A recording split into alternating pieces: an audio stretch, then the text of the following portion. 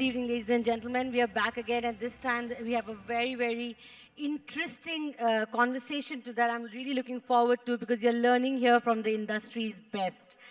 So we all know that in today's dynamic business landscape, breaking traditional silos is a must. It's a necessity. You cannot do without it if you want to embrace the new normal.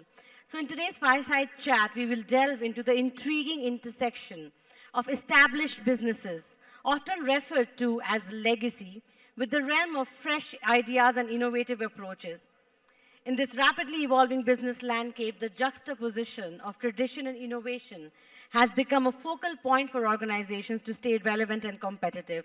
And it's my honor to have Mr. Somany join us here for this conversation, as he will guide us through the complex terrain, shedding light on the challenges, opportunities, and best practices for navigating this intersection. Together, we will explore how established businesses can harness the power of innovation to drive growth and sustainability, and how emerging ideas can benefit from the wisdom and experience of legacy organizations. So without any further ado, let's begin this exciting conversation. Mr. Somany, thank you for joining us. So my first question to you is the obvious. With tech giants and startups often making the headlines, the family businesses are quietly leading the charge in driving innovation across diverse industries. So tell us about some of such transformations at your company. So good evening, everyone. That's a very interesting question. Actually, the new age tech guys, a lot of the new age companies hog all the media headlines and the newspaper, the first page. But about 75% of the world GDP is still family-owned, traditional businesses. And frankly, every business across the globe, in India, it's true as well, is evolving because they have to evolve because the consumer's preference is changing, their needs are changing. And traditional family businesses also have been very resilient. Over the years, if you see, 4, 5 decades, 8 decades, over 100 years, many groups in India have evolved, kept pace with the times.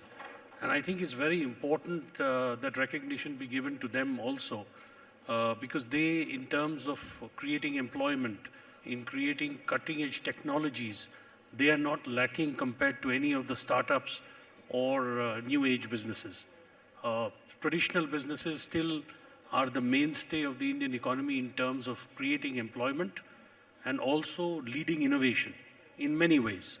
So I think they may not, sort of get the headline, and many of them are not interested in getting the headlines, but they do a lot of good work. And I think their DNA is also changing, and innovation is becoming an integral part of their business too. I think that's a great point, Mr. Somany. I think it is a myth that companies say that traditional business do not want to innovate or they're rigid. The kind of resilience we're seeing, the kind of innovation we're seeing, as you said, coming out from these legacy businesses has actually kind of outshone others in the market. So I think that's an interesting point. And as you said, contributing the largest to the GDP, making way for the largest number of employment here. I think traditional businesses are leading the charge in every way. So thank you for sharing that. Mr. Somany, how has the investment in tech and research changed at your organization over the years? Are there any specific focus areas? How are you understanding the changing consumer behaviors that you spoke about in your first answer? So again, the point is very simple. I think globally, the consumers are evolving and at a rate which is, speeding up significantly. So traditional businesses are also changing to adapt to the changing consumer. If they don't adapt fast enough, they're out of business. And some of the old companies you see, if you see the top 20 industrial groups in India 20 years ago or 40 years ago, I think there are only 2 names which are common between 30 years ago and today.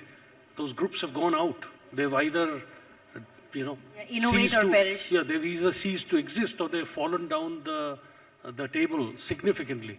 So I think innovation is a necessary part of any company, whether new or old.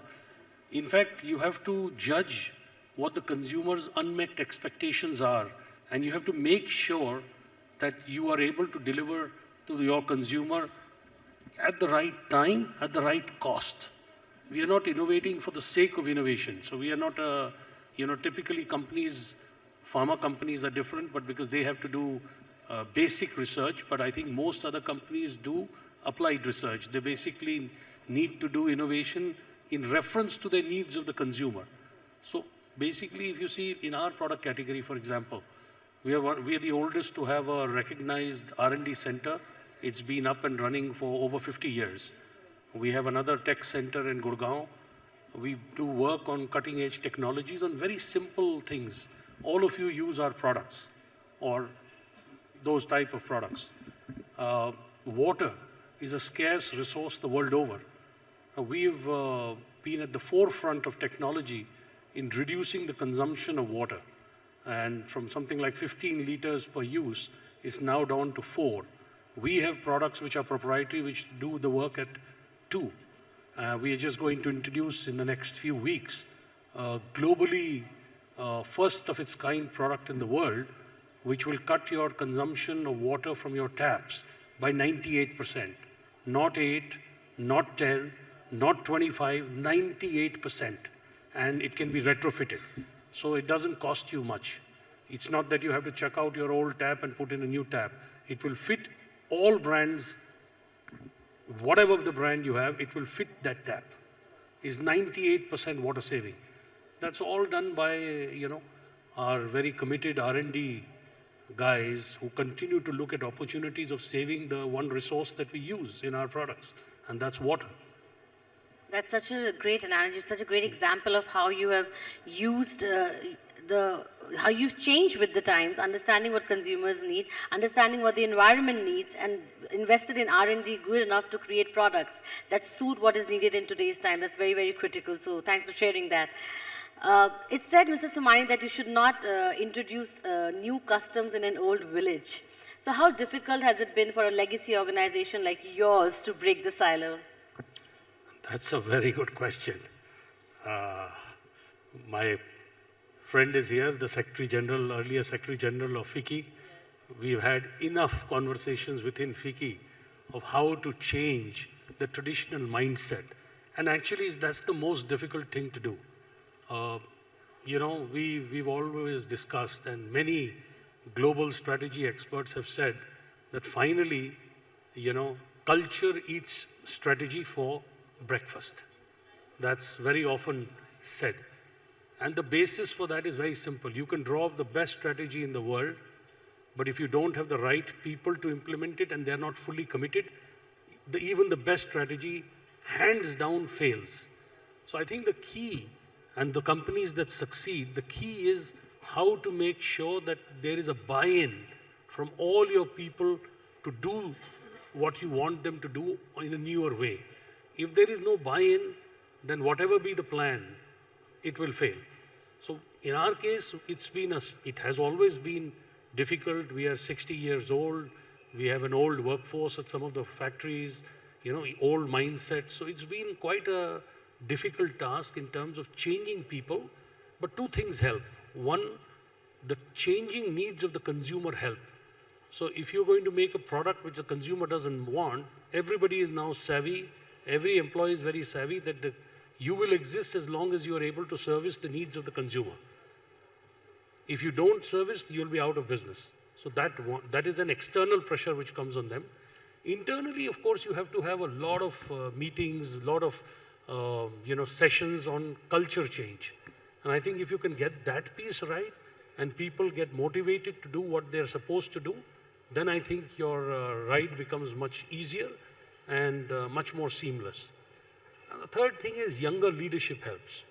Wherever we've had, in our case, change of leadership because of the old leader with us for many years has retired, much younger guy takes his place, so a 60-year-old guy will retire. Typically a 48, 49-year-old person will become CEO of that business. The mindset changes over a period of time. More younger people are employed by the business, and the younger people normally are less resistant to change. So that is the good part. So I think it's a lot about, firstly, mindset, as you said, having a growth mindset, have a mindset that accepts change, and then managing that change is also very important. While organizations go through these transformations, sometimes they fail to manage the change. Do you remember any example of any resistance that you faced at your organization when you're trying to transform, and how did you overcome that, sir? I think everybody faces resistance in whatever they do across the course of your life. Always. So I'll give you some personal examples. So when I came into business in 1985 after my education, our family was a joint family then. We had diverse bunch of businesses which my father and his brothers, my uncles, used to run. To get change, they were set in a traditional way, very manufacturing oriented. So if you wanted to make any change, you would have to justify it, and the only way they would listen is not on emotion, but on data. And at that time, data was not so easy, and it was, not so prevalent to be very data focused. But if you explain to them rationally with underlying figures, then they would understand. Without, figures, you couldn't convince them. Also in terms of new opportunities, people are quite set in what they do. And if they're doing well, they don't want to be disturbed. They don't want to look left and right. So if you want to bring out new opportunities as the economy opens, there are lots of opportunities coming up at every end for every business. Now, if you want to explore those opportunities, you need to make sure that you've studied those opportunities very well. If you've not, then there's a reluctance of people to diversify, because anything that you do is a risk. There's capital to be deployed, and that can go under if you've not done the underlying work very well. So that is another challenge. You need to make sure that all the concerned people work very hard in terms of making sure that whatever business you want to get into, you know everything about that business even without being in that business. So that's a change. Most people don't want to do that kind of work. They go by gut feel. This is a good business. I think we can make a success of it. It doesn't work that way. Now it cannot work that way because there's no business, there is less competition. So if you're coming into a business which is highly competitive, what is the value add that you're going to give to the consumer that they will prefer your product or service versus somebody else's? So you need to make sure that you do all the maths correctly before you can step in. Yeah, you have to back your gut with data. Yeah. I think in today's times it's very, very important. So thanks for sharing that yes, there can be resistance, but you have the right strategy to put the right kind of reasons behind why are you looking for that change, what are you proposing, and if you can convince your people accordingly and have that mindset change happen, that makes a lot of difference. So thank you, Mr. Somany. Before we end, and I open the floor to questions from the audience, just one question. What piece of advice would you give to all entrepreneurs here in this room who are probably first-generation entrepreneurs or second-generation entrepreneurs, coming from someone like you who has a 60-year-old legacy of an organization? What is it that one thing that they shouldn't do right and one thing that they should just stop doing? So mine is a very old advice, which I actually got from my father and my uncle, that there is no substitute for hard work. Yes. And I think that holds true even today. Yes. Lovely. Thank you so much. Any audience questions? We'd love to take them up. We have time for around 1 or 2 questions. Please raise your hands if you have any questions for Mr. Somany.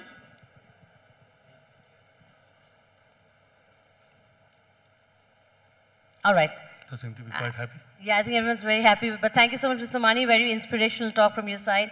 I think it's from people and leaders like you that we learn that the only way to succeed in life is to embrace change. And that's what you've shown as a true example. So thank you for your time for this session. Thank you. It was a pleasure.